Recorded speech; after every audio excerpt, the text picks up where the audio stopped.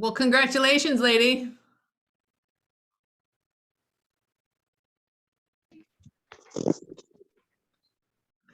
Hello.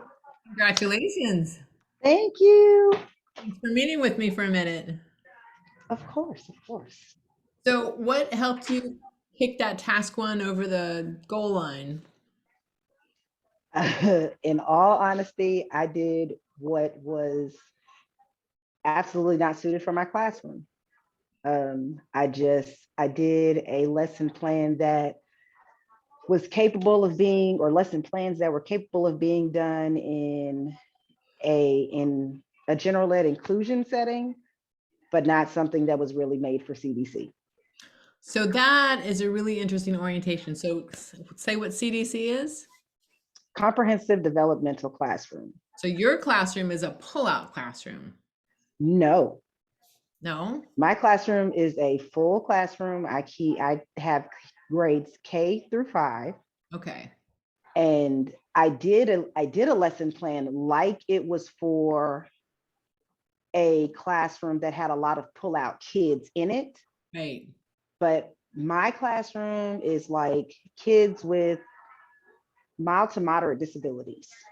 So autistic kids, Down syndrome kids, MS kids, traumatic brain injury. That is my setting. So, this is what So I'm noticing is teachers in your setting are not passing the edTPA, whether it's in a absolutely. full classroom like yours or a pull-out academic resource room. And the reason it seems to me that it's happening is that you use curricula, so standards in the curricula, say history or something, right? As a Yeah. resource for learning the special needs skills, whether it's phonics or some other skill. And that flips out the reviewers. And Yep. they are rejecting those portfolios over and over again. Yep. Because I can't like all 80% of my class has speech and language as as a secondary disability or a primary disability. So a lot of my teaching is vocabulary, just getting them to use a full sentence, getting them to ask for something and just saying, instead of saying, I want juice, well, I need you to ask me a question. Mm. May I have juice? Can I have juice? Like that is, we are literally developing them into capable students in Right, this setting. So right. there is some academics, but most of the academics is for a lot of them for exposure or developing fine motor skills, gross motor skills. It's To serve another not purpose. really, yes, it Yeah. serves another purpose. It's not So the main focus. keeps them on there, but um so here you are, a fine teacher, a person of color desperately needed in The the field. Aspiring Administrators Academy Those kids who will really be need you. located, or will There's take place, the, I should say, in the and testing room instead of the library. Aspiring administrators, and the head to the testing FTPA room. doesn't recognize your position and what you bring to the table and what your kids need in the way that it's constructed. It was an absolute struggle. Like I got to the point where I was just like, you know what? It's obvious to me at this point that they don't want to really know what I'm doing. So Yeah. I'm just going to show them that I can do what they want, because that's, even though that's not at all what my room is set up for, it's what they want to see that I can do.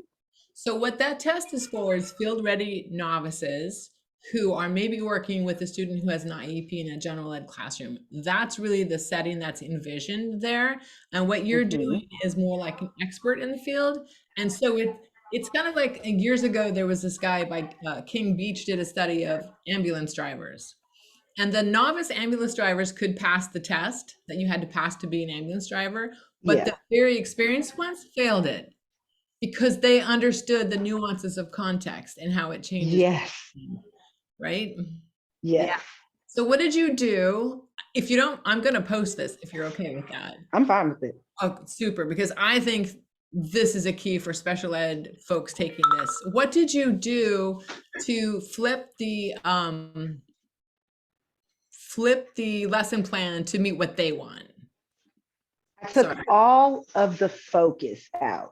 So in my setting, we have everything is tiered, and I try to cater things to what each individual student needs. This student is on this level, this student is on this level, this student is on this level.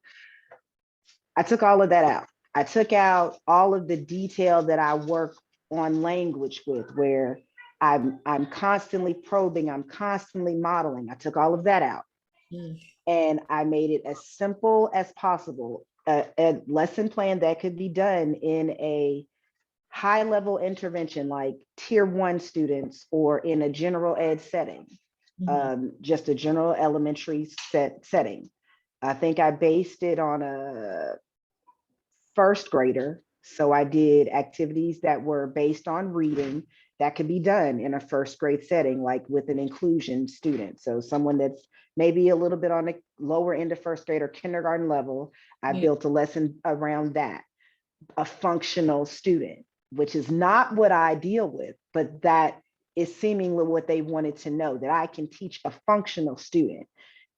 My biggest issue, even in my own personal profession, like in my classroom or in my school, is that there is a big gap between knowing what is necessary in this classroom and what academics look like in this classroom versus any other classroom. And it's not the same. Absolutely. So I took what I know is expected of me in my school, what they're looking for in my school setting, and presume that that is exactly what they're looking for in the edTPA setting. Right. And that is how I molded it. I still used like some of the tips that you gave me. I just had to apply them to a completely different mindset. So I just said, I'm going to take all of my passion out of it and do this as if I was just a regular teacher in a regular class. And Yeah, and that was it. And I was curious at the time if we could take your focus and make it readable enough for the reviewer. And then I actually reviewed somebody's portfolio and I realized what a reviewer was facing as they were trying to score. And even if they want to give you points, they can't because of the way the rubric is written and the way you're supposed to tag your portfolio. You said something else interesting I want to highlight too, the idea of all the communication parts. So I yes, was working with another client who is a deaf educator. And so for her, communication and academics are almost synonymous, right? A yes, lot of her language throughout her edTPA was about communication. And I had to keep telling her, they're going to misread your use of that term here, because in that rubric 4, they want to see a communication skill that's separate from, but supportive of the academics skill.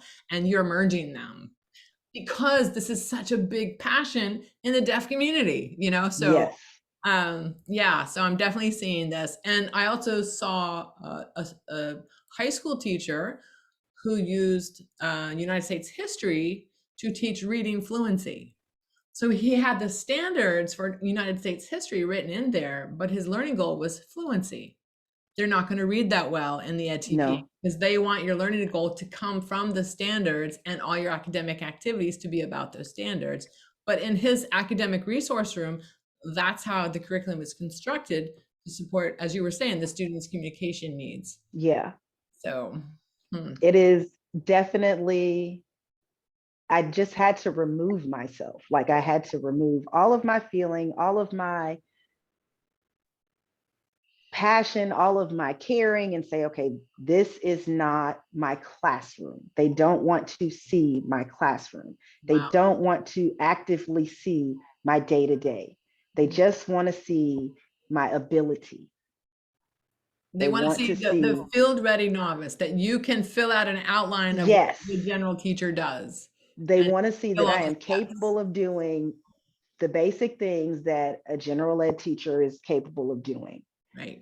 And as long as I can show them that, then I should be okay. So that was my goal, just to show them that if I walked into a first grade classroom, that I could man it for a day or two. Or, I mean, like, that's not where I want to be. That's not my passion. That's not my desire, but I can do that because Interesting. I felt like that is what they were looking for, not someone that is teaching someone in the first grade that's on a kindergarten level, or someone that's in the first grade that has attention deficit disorder and cannot focus. which is my entire lesson is redirecting in that point, which is what I really do. Right. But it is very difficult to convey that in a way that they can score it with the passing score. Well, and as I've said umpteen times, I know this about the special education edTPA. It was simply copied off of the elementary ed literacy one, and then a few spec ed things were thrown in there. So for somebody who's really, like you said, passionately coming from a spec ed position, it doesn't even make sense. If you don't No, mind my asking, how much money did you end up paying the edTPA program in all?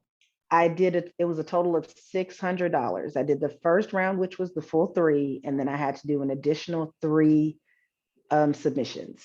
Wow, that is obnoxious as all get out in today's economy, especially. Yes, I'm sorry that you had to go through that. Well, thank you for sharing this. I'm going to share this with other people. There's a special education community on Facebook and other places, and I want people, teachers in your position, to know what you faced and how we've sort of strategized through this problem, and hopefully we can save some money for some other people and frustration. absolutely. And Yes, also just the feeling that I think what I saw in you when I first worked with you was just feeling like you were wrong or a bad teacher when you knew that wasn't true. Like there's a slam to your identity in what you do, right? That was it was very much like, I don't know how to, if this is not right, then what is it that you want from me? Because I'm giving you what I do in my day to day, and I know that that works. I know that it's efficient. I see growth in my kids. I see success in my kids, but you're telling me that it's not good enough. yeah. Yeah. Mm-hmm. So it was very frustrating and very, I was at a loss. Like I didn't know how Yes. to move forward because And you I were didn't understand what it was they were looking for. What yeah, is it that you want? What about are how you trying to much see? think about how much mental space that took up out of this semester that you're trying to teach. I mean, this is the time of year when all teachers are exhausted from the year, and Yes, you're having this disheartening experience happening, all this mental anxiety. The thing is already ambiguous and it's not written for what you do. So I am sorry that you went through that. I am so thankful that you are triumphant, and I'll be excited to share this and help other people. and I am too. Anyone that I can prevent from or help, even if they've already started going through the process, I am all for it because it was like the relief once I got that score had made helped me to realize how much angst I was in Mhm. this whole process of trying to get through it. And this is like, I think my first submission was last October. Wow. So I've been going from October all the way up until now with submission after submission after submission after submission to finally get a passing score. And then my graduation was pendant on my passing score as well. So it has been a lot. It has been a lot. Well, Ashante, I really appreciate you being willing to come forward like this, and I will let you know the responses that I get. I'll add you to the community if you want, but I'll definitely let you know Yeah, follow up. And thank you so much for being willing to meet with me and talk this through. you are so welcome. Okay, and yoo-hoo, you did it. I did. All right, see you later. Thank you. Bye.